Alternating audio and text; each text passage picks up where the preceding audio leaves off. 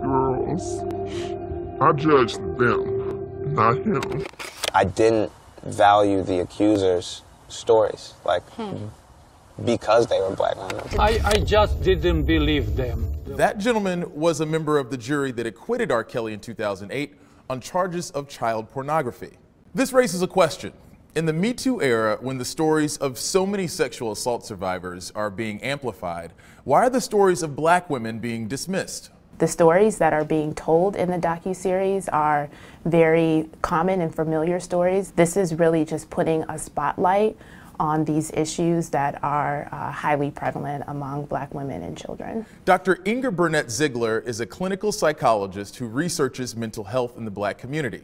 She points out the damaging stereotypes of black women that impact how they're viewed. This idea that young black girls should know better or that they bring it on themselves.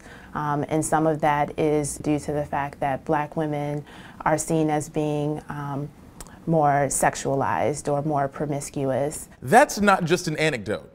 A study by the Georgetown Law Center on Poverty and Inequality found that adults perceived black girls to be less innocent and more familiar with sex than white girls at the same age. And because of that, there's this idea that since they should have known better, they kind of knew what they were getting into by walking into this situation. I hear stories of women that were abused by people in the neighborhood that said, you know, well, you were being fast, or you dressed in this or that way, or what did you expect to happen if you went over to such and such's house alone. That tendency to blame the victim might have informed the juror we heard earlier. The way they dress, the way they act, I didn't like them. I voted again. I disregarded all what they said.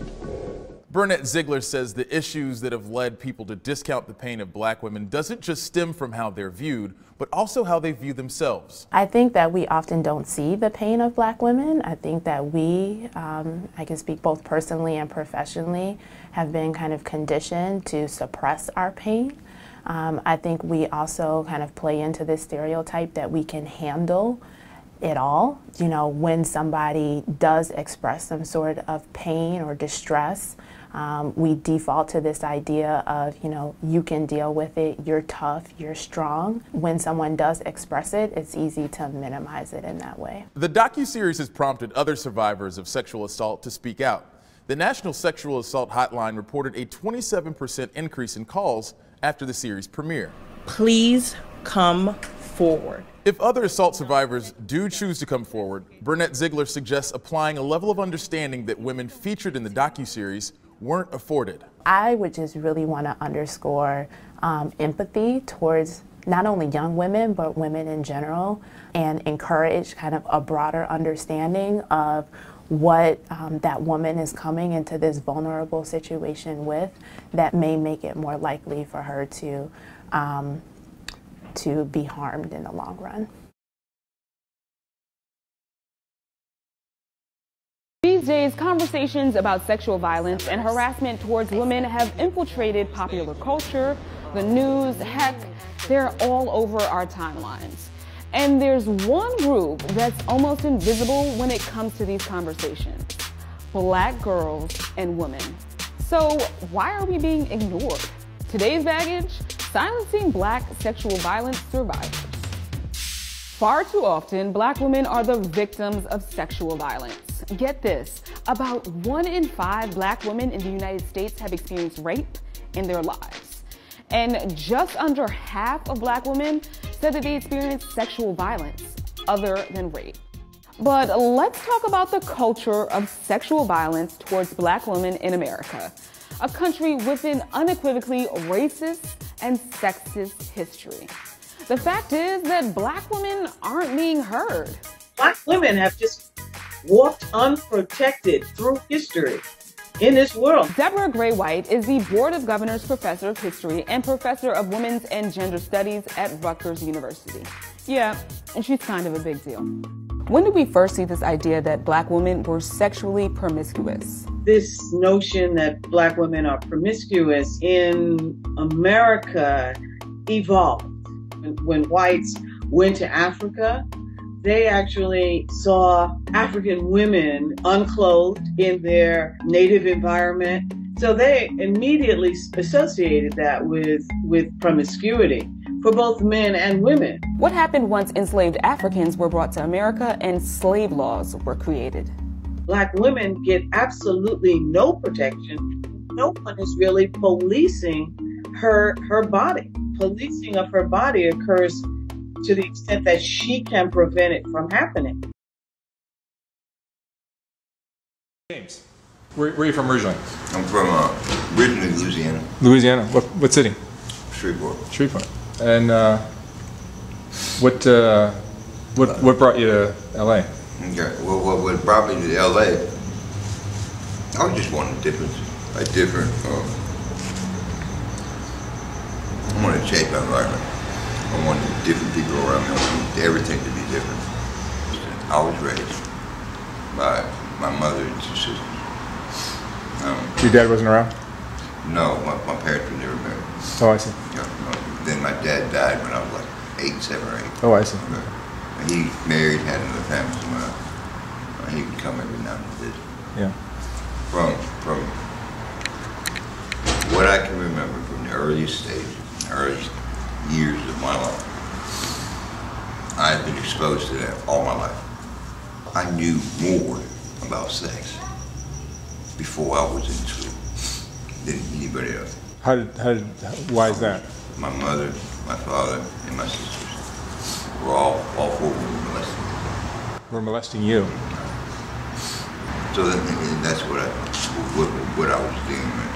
And it got bad over a period of time.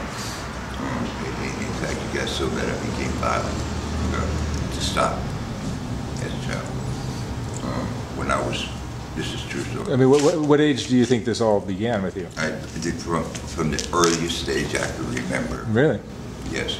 Wow. Before I was in school, I remember being, in my mind right now, I remember being a child, waiting for my sister to come in the bedroom because she told me to go in there and she was going to, be ready for it. Really? And I had no idea what was going on. Wow. Yeah. So, there was a reinforcement, and as a child, I was subjected and forced. I didn't have a choice. If I said no, it was still going to happen. I was very violent at a young age. My oldest brother was doing what he was doing and beat me daily, just to beat me up. He's 5 years older than I. There's no way I could beat him. Yeah. Our father, we had a different father. I grew up hearing on a regular basis that I was not part of it. That was living there. And that's what was going on with me. I caught everything, all the flack, all the bullshit, all the shit. The problem is, what they taught me that rape and sexual crimes is okay as long as you care about the other person. This is what you do to show the other person how much you care about them. That's what I was taught. Yeah. That it was okay to rape, that it was okay to do that, it was okay to force myself and do what I wanted to do. Okay. I was taught that was okay. Verbal abuse, psychological abuse, not physical abuse, emotional, psychological abuse is what they taught me. I'm serious, okay? And they taught me well. When I was 16, I got into trouble. I got arrested. I was locked up. My mom no longer wanted me in the house. What were you arrested for? Rape. Rape of who? My mom. Of who? My mother. You raped your mother? That's what happened.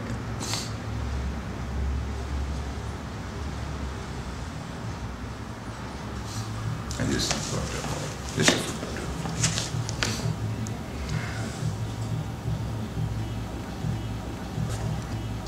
All right, when I was 16 and I got arrested, I was totally banished.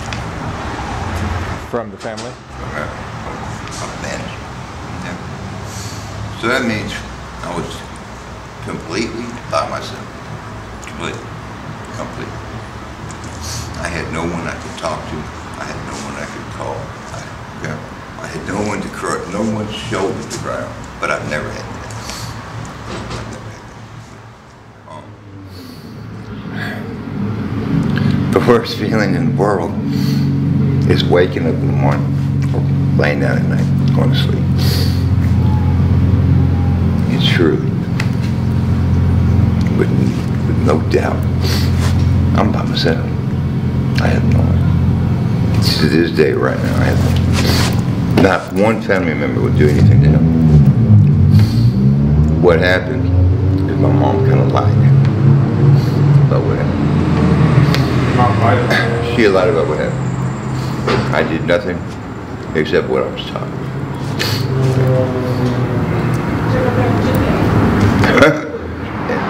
Because for me, I didn't know the difference. I truly did not know the difference between right and wrong sexual. You know what I'm saying? I was doing it through experience of verbal that was perfectly normal and all that. That was a form of self-expression. So, I'm 16 years old. I'm talking to judges. And he goes, what happened? So I tell him, I said, Judge, I said, I told him the first time my mom molested me. She actually talked to me after that happened. And she asked me why I did that. I said, what do you mean why I did that? And she said, why did you lie? I said, Mom, I didn't lie. She goes, you don't remember that day. I said, I remember every motherfucking thing. I remember everything. I was like 4 or 5.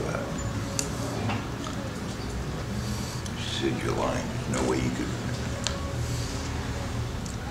But I did, and kids do.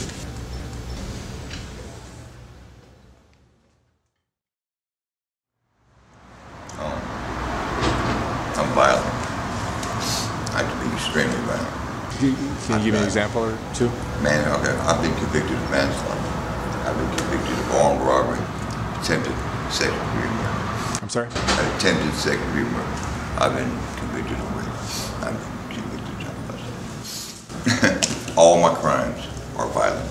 So, manslaughter? I've killed. I've killed. I've been in prison for killing people.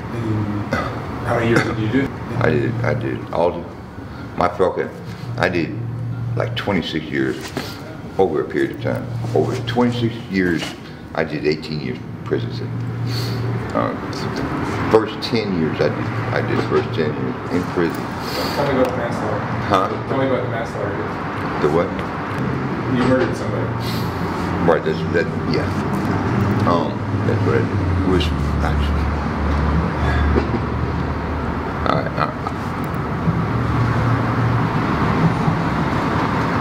don't know. It just sort of happened.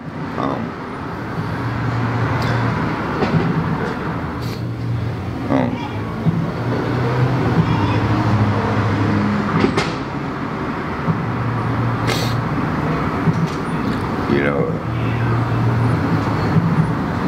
dude, I'm going to tell you, I don't know.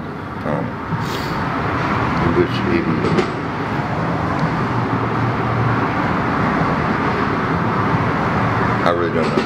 I just did it. What were the circumstances? Circumstances were, I met this girl. We hooked up. I did what it is. I don't want to go into detail, but I killed her.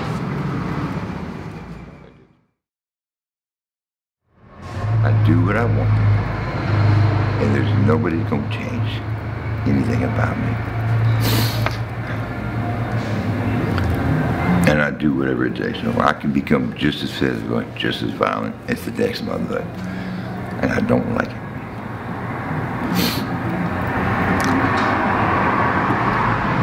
When's the last time you were violent? I can't. Without incriminating myself, I can't say. Yeah, but 2 weeks ago. I As a rapist, that's all. I can't. Yeah, I don't need to know anymore. I can't. There's nothing I can do about it. Just nothing I can do about it. That's the fucked up one. There's nothing I can. I swear to God. I can't change them. I can't change. I've tried, but I can't. God damn, that's like taking a soldier, putting them in the army. This is what they do, man. And they tell him it's okay to kill. It's okay to kill. He's got a gun, he's the enemy, kill him. That's what you're supposed to do. Kill the enemy. Kill the enemy. Kill. When he gets out the service and he kills the dude he gets in the fight with, they're putting him in prison and telling him it was wrong. Well, son of a bitch, you trained him and told him it was okay. Okay, that's my point. That's my point. That's the fucked up one. I had no control over that.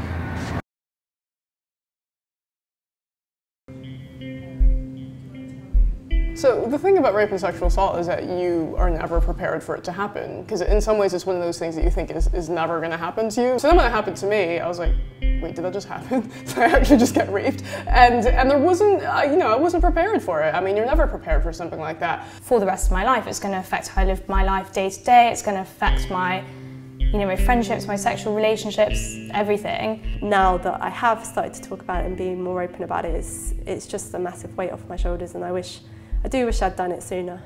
Look around on a crowded bus. There's probably 3, 4, 5 survivors of sexual violence standing around you. Knowing it or not, you are surrounded by people who know what you're going through. More and more people are speaking up about what's happened to them. More and more people are telling their own stories. I decided to waive my anonymity really early on, and I think that was something that felt really powerful to me, that I was accepting this is something that's happened to me. You know, there's this idea in the media that there's loads of people coming forward about being raped and sexually assaulted or abused as children, but it's only the tip of the iceberg of what's really happening out there, because most people feel they can't come forward. I would say that you should not be ashamed of what happened to you, because the definition of sexual assault is that it took place without your consent. So unfortunately our society and maybe friends and family feel like we should be ashamed, and maybe we sometimes feel like we should be ashamed, but we shouldn't, because at the end of the day, somebody else chose to do this to you. You did not choose it. We are breaking the silence. We are refusing to allow this subject to be a taboo. We are raising our hands and saying, me too.